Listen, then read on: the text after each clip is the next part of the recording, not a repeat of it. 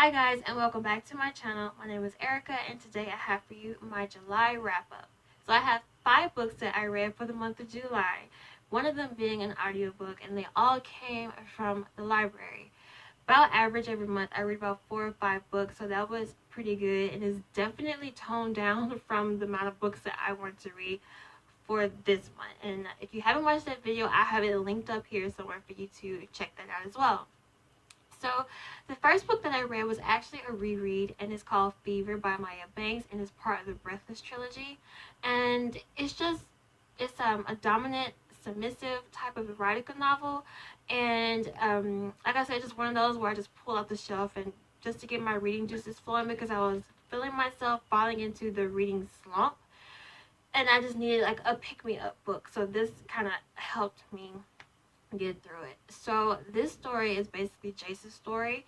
It's told from 3 best friends' perspective, with the first book being from Gay's perspective, the second is Jace, and the third one is Ash. Jace and Ash, it's a tongue twister. Jace and Ash are known for sharing everything, including women. And so this story follows Jace, who is attending an engagement party with his best friend, Gabe, who is getting ready to get married. And Jace sees this young lady named Bethany, who he's interested in. Well, Ash sees her too. And because they are known for sharing women, they both take a liking to her. Jace is much more involved, wants to be more involved with her. And so it does have a little bit of insta love with it, with Jace meaning Bethany. But after a night while all 3 of them were together, Jace wakes up and realizes that Bethany is gone, and he's kind of in his feelings about that right now. And so he makes it his mission to find out who she was so he can basically get her. He finds out that she is homeless actually, and that she sometimes go to a shelter, and that makes him even more wanting to get to her and help her out, at least if she's not interested in him. And the story just kind of takes off from there. Like I said, this is just part of a trilogy, and out of all 3 of them, this is just my favorite one, especially because the last one, which is Ash's story, is kind of like the same storyline with this one. But like I said, it was just to get my reading juices flowing. So the next book that I read was Beyond the Velvet Rope by Tiffany Ashley. And this story follows Sandy, who is a PR who is very well known and very well sought out. She lives in New York, and one of her contacts from Miami, who is an investor in a club called Club Babylonia, wants her to come out and do some PR work for the club owner out there. She is a little bit apprehensive about it because her mom is sick and lives in New York, and she doesn't really want to leave her mom there. And so with much convincing from her contact, she eventually agrees to go out there. And so her contact talks to the club owner, who he's an investor of, called Elliot. And the only thing about that is that he does not hire women on his in his place of business because it causes conflicts and problems. I don't know, he's like this well-known man, and I guess very, very, very, all the women and men want him as well. I don't know. This is what it says in the book. But he doesn't hire women. And so he calls her, tells her that she has a good resume and everything, but he's not going to hire her. And so she automatically thinks that he's all of these names you can think of. The contact eventually convinces Elliot to hire her, and she goes down there, and the story just takes off from there. And I did mention this when I hauled this in my library haul, that it is a good book, but it is a pretty long one. It's almost 600 pages, I believe, and I just felt like the story didn't need that many pages. It was just like it was fillers in different chapters, and I felt like it could have just been condensed down a little bit more. That's just my personal opinion, but to each his own. But I really did enjoy this, and new adult contemporary is like one of my favorites to read. So the next book that I read is One of Us is Lying by what's her name? Karen McManus. And this is actually the book for juvenile librarians that we had last week when I have the live show linked in here.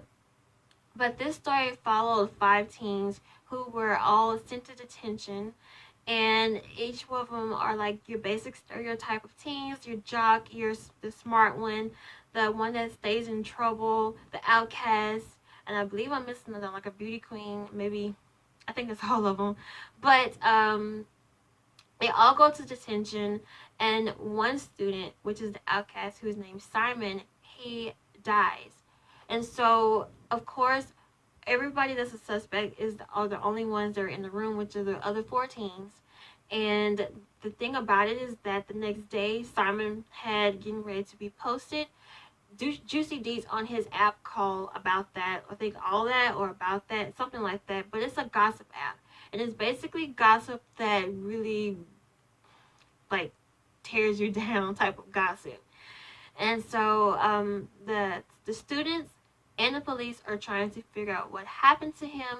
And what I liked about this story is that each was told from each student's perspective, because you get to be in each student's head, know what they're thinking and what's going on. And also this story does touches on mental health, depression, and suicide. And I felt like the author did a good job of not really throwing it all out there, but kind of hinting that, hey, this does happen in schools, and this, students do go through all of these type of things that we sometimes don't acknowledge about when they're going through things in school.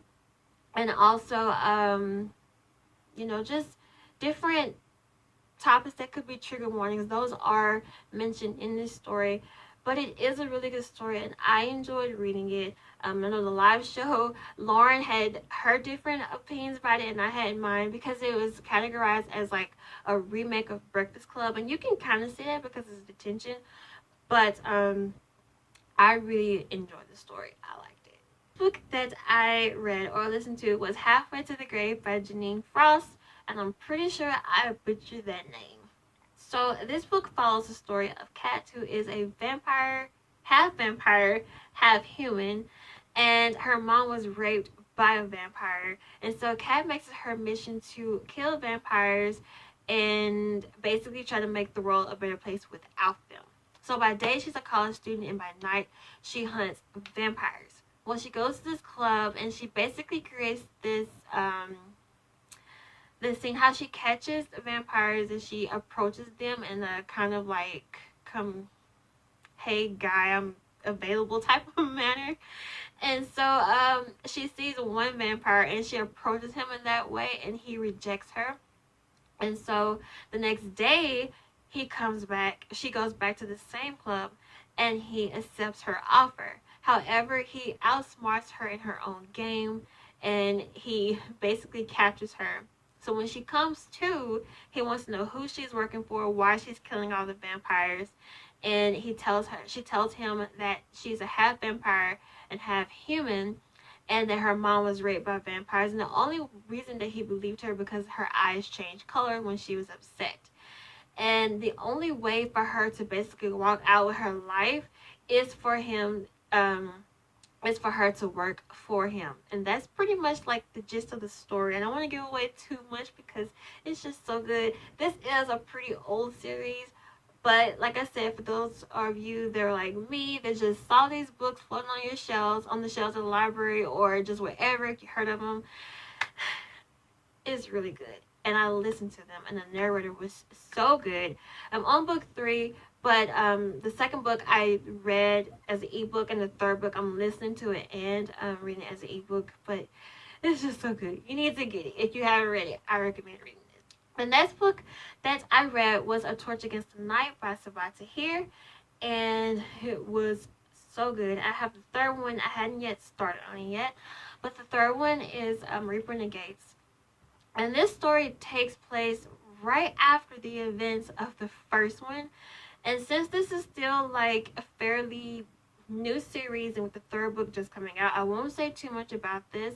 I will say though that I was kind of disappointed in the character development of Leia or Laya. I don't know how to but I felt like she didn't really come out of herself. In the first book, she was a shy, timid girl who was kind of just closed off into herself, and I can understand why she would be, and especially why in the first book she would be. But I felt like even in this book I didn't really see any type of growth. She was put in some situations to where she had to come out of her shell, but as soon as that happened she kind of went right back into her shell, and I just was looking for maybe a little bit more development on her side. But this was really good. I still love the world building. It was really great.